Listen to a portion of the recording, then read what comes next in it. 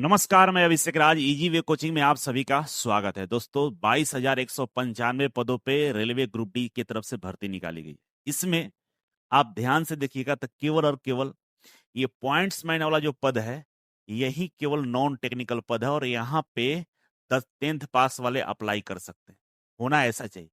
बाकी सारा पदों पे टेक्निकल मतलब IITI ही होना चाहिए।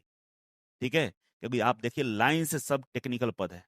देख लीजिए आंख फाड़ कर, खोल कर। इसके बाद भी आपका जमीर मर चुका है।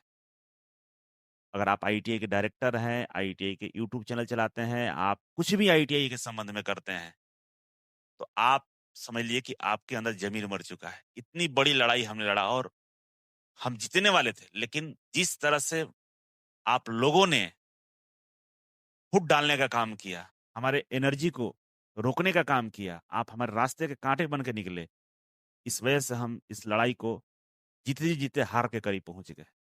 फिर भी अभी भी हमने एक वीडियो बनाकर बोला था कि बच्चे आप अपना डॉक्यूमेंट्स दीजिए। मात्र 10-15 बच्चों को आवश्यकता था, 20 भी मिलते तो अच्छा था।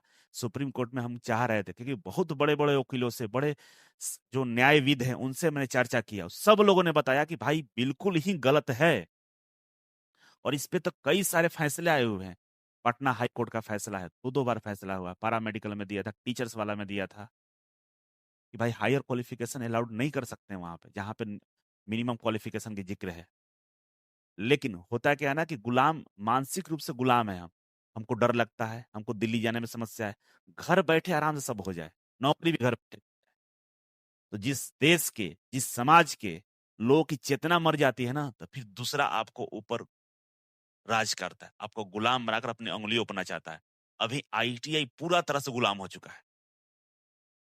IITI पढ़ाने वाले जितने भी टीचर हैं, एकदम दलाल है। दलाली का जो प्रकोष्ठ है उसको पार कर चुके हैं। इनके मुंह में दही जमा हुआ है, इस चीज को नहीं देख पा रहे हैं। कह के सबको मौका मिला है। ये कौन सा लॉजिक है, 10वीं पास या IITI? या क्यों? या जब 10वीं पास कर दिए तो IITI लागू करने का लॉजिक क्या है भाई? IITI वहां से हटा दो, क्योंकि सारे IITI वाले 10वीं पास है। और दुनिया में जो भी क्वालिफिकेशन है भारत में, सब 10वीं के बाद ही होता है। ऐसा कोई क्वालिफिकेशन है क्या कि पहला क्लास पास की और MBBS में एडमिशन हो गया, 5वां क्लास पास की हम डिप्लोमा कर लिए, हम 7वां पास कर लिए और बीटेक कर लिए? ऐसा तो कुछ भी नहीं होता है। जो भी चीजें होती है, आपका जो बोर्ड एग्जाम होता है उसके बाद ही होता है। 10वीं के बाद सारा होता है, diploma, BTech, MBBS, ANM, GNM, nursing, BEd, DLEd, IITI, सब कुछ तबे होता है। तो क्या लॉजिक बनता है कि 10वीं पास आपने बोल दिया कि 10वीं पास वाले सभी लोग भर सकते हैं या IITI वाले भर सकते हैं? ये एहसान नहीं चाहिए।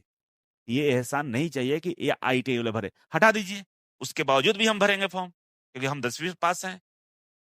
क्या फर्क पड़ता है? ये देखिए कितना बड़ा मूर्ख बनाने का तरीका है। जब आपकी चेतना मर जाती है ना, तो ऐसे ही लोग आपको मूर्ख बनाते हैं। और ये सबको मालूम है, रेलवे को भी मालूम है कि हम गलती कर रहे हैं, लोगों को मूर्ख बना रहे हैं, रेलवे को भी मालूम है। और इसको मालूम नहीं होता तो 18-19 में जो नोटिस जारी किया था, उस पर लिखा था स्पष्ट रूप से कि 10वीं पास केवल नॉन टेक्निकल पदों में रहेगा और जो टेक्निकल पद है उसमें IITI रहेगा। रेलवे ने बार बार बोला है, लेकिन उसको मालूम है ना कि ये मूर्खों का भीड़ है, इसमें क्या ही फर्क पड़ता है। और कुछ दलाल लोग घूम रहे हैं जो रेलवे को पैसे दे रहे हैं, जो रेलवे को गुमराह करके अपना काम साध रहे हैं। उनका मैथ, रीजनिंग, जीके जे साइंस चले, उनका तो कोचिंग चल रहा है। और बड़े बड़े लोग आंदोलन किए, लेकिन आपके लिए कोई बोला नहीं? बोला। ये तो दलाल है ही, छोड़िए। लेकिन कुछ IITI के न्यूज चैनल, अपने आप को न्यूज चैनल बोलते हैं, उनकी जमीर मर चुके, तो महा दलाल आदमी है। उसको समझ में नहीं आता है कि हम IITI हैं, हम IITI कर रहे हैं। IITI तमाम चैनल बनाकर लोग घूम रहे हैं, लेकिन क्या इस पे नहीं बोलना चाहिए? गरीब परिवार के बच्चों का हक मारा जा रहा है। गरीब के बच्चे, क्या जो नहीं लड़ रहा है, नहीं बढ़ा, उसके अधिकार कुछ भी नहीं है? ऐसा तो फिर हो जाना चाहिए कि अगर आप मान लीजिए, कर लीजिए, जो भी मतलब बीटेक का ही जॉब आता है, इंजीनियरिंग का जॉब आता है, वहां पे लिख दीजिए कि भाई 10वीं पास या बीटेक। डॉक्टर के लिए जॉब निकाली जाती है, नर्स के लिए निकाल दीजिए 10वीं पास और नर्सिंग, 10वीं पास या BEd, ऐसे लिख देना, हर जगह लिख देना चाहिए। इससे क्या होगा कि एक तो जो क्वालिफिकेशन लिए है उनका भाई खुश, थोड़ा सा दिल का सांत्वना मिला कि हम भी भर सकते हैं। मतलब देखिए किस लेवल का हम लोगों का चेतना मर चुका है। और मैंने कुछ दिन पहले वीडियो बनाया था कि भाई 20 बच्चों का जरूरत है, अपना डॉक्यूमेंट्स एफिडेविट दीजिए, हम सुप्रीम कोर्ट में फाइल करने वाले फिर से, क्योंकि बहुत बड़े बड़े वकीलों से बात की, सब लोगों ने बोला कि चलिए भाई, कुछ वकील तो ऐसे खड़े हुए कि चलिए आप कुछ पैसे हमको खर्च पानी दे दीजिए, हम आपका केस लड़ लेंगे। तो वो लोग तैयार हुए थे, जबकि सुप्रीम कोर्ट के एक वकील का खर्च एक दिन का 2 लाख रुपए है, एक हायरिंग का। लेकिन कुछ लोग थे जो सपोर्ट करना चाह रहे थे। लेकिन हमारे बच्चों को देखिए, डॉक्यूमेंट्स तक नहीं दिए, 10 बच्चे ही नहीं हमको मिले, क्या केस लड़े, किसके लिए लड़े? आपको पूरी तरह से ब्रेन वॉश कर दिया गया, और जब तक आपकी चेतना मरी रहेगी आप गुलाम रहेंगे। भारत गुलाम क्यों हुआ था? क्योंकि यहाँ के लोग को पता ही नहीं था आजादी क्या होता है, इनकी चेतना मर चुकी थी। इनको बस खाने को मिला था, बस यही इस जिंदगी समझ रहे थे। तो बैठे हुए शेर के मुंह में हिरन कभी नहीं आता, प्रयास करना पड़ेगा, नहीं तो इसी तरह से शोषण होता है समाज में। जो कम पैसे वाले लोग हैं, जो कम पढ़े लिखे लोग हैं, जो गरीब है, गांव के किसान हैं, आपको इस तरह से गुमराह कर दिया जाता है कि आप अपने अधिकारों को, अपने सम्मान को, अपने चेतना को नहीं समझ पाते हैं। आपकी बुद्धि भ्रष्ट हो जाती है। अब आपका भविष्य देखिए कहाँ जा रहा है, महंगाई दिन पर दिन बढ़ रही है, और आपका अधिकार आपसे वंचित कर दिया रहा है। आपको जहां पर नौकरी मिलना चाहिए वहां पर नौकरी नहीं दिया जा रहा आपको। यहाँ पर कौन नौकरी लेगा? 10वीं वाला, 12th वाला, ग्रेजुएशन वाला, डिप्लोमा बीटेक वाला लेगा। आप कहाँ गए? सवाल पूछिए कभी। पूछिए अपने कॉलेज से, अपने कॉलेज के डायरेक्टर से पूछिए, अपने पढ़ाने वाले टीचर से पूछिए, कौन सा गुनाह हमने किया है कि मुझे यहाँ पर मौका नहीं दिया जा रहा है? क्यों? जब टीचर क्रॉस बोले कि भाई मौका तो दिया जा रहा है, ये कौन सा मौका है? और क्यों? जब यहाँ मुझे होना चाहिए तो और क्यों? सवाल पूछना है। पूछिए, खुद से भी पूछिए कि आपका ज़मीर जिंदा है? क्या आपका दिल नहीं बोलता है कि हाँ सर गलत हो रहा है, आप सही बोल रहे हैं? गालियां दे लीजिए हमें, क्या ही मुझे फर्क पड़ने वाला है। सच्चाई मैं बोल रहा हूं, बता रहा हूं। आप बस आप देख लीजिए, अभी भी मौका है, आप लड़ सकते हैं। हम डिस्क्रिप्शन बॉक्स में नंबर दे रहे हैं, ईमेल आईडी दे रहे हैं। अगर आपकी ज़मीर जिंदा है, आप चाहते हैं कुछ करना, तो उस नंबर पर संपर्क करिए, फॉर्म भरिए और हमें दीजिए, लड़े, सुप्रीम कोर्ट जाएं, जहां जाए जाना चाहिए। लड़िएगा तभी जीतिएगा, ऐसे जीत हासिल नहीं हो सकता है।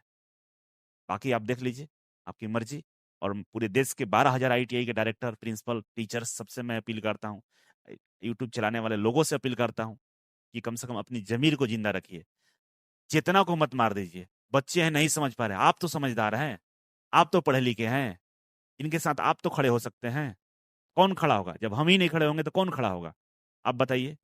समाज में आगे चलने वाले लोग इस बात को नहीं बताएं अपने पब्लिक को, अपने समाज के लोगों को कि भाई ये गलत है, वो कैसे जानेगा? क्यों आपको बड़ा किया है? उन्हीं की वजह से आप बड़े हुए हैं। आपको तो बताना धर्म है, लेकिन यहाँ मानसिकता का फर्क है। यूट्यूब चैनल, सोशल मीडिया, बहुत कुछ नहीं बोला जा सकता, लेकिन है, इस बात को समझिए आप लोग। बहुत बहुत धन्यवाद, थैंक यू सो मच जुड़ने के लिए, प्यार देने के लिए। शेयर कर दीजिएगा, हो सकता है किसी का चेतना जग जाए, हो सकता है किसी का जमीर जग जाए, हो सकता है किसी के मन के भावना जग जाए। Thank you so much, love you सब।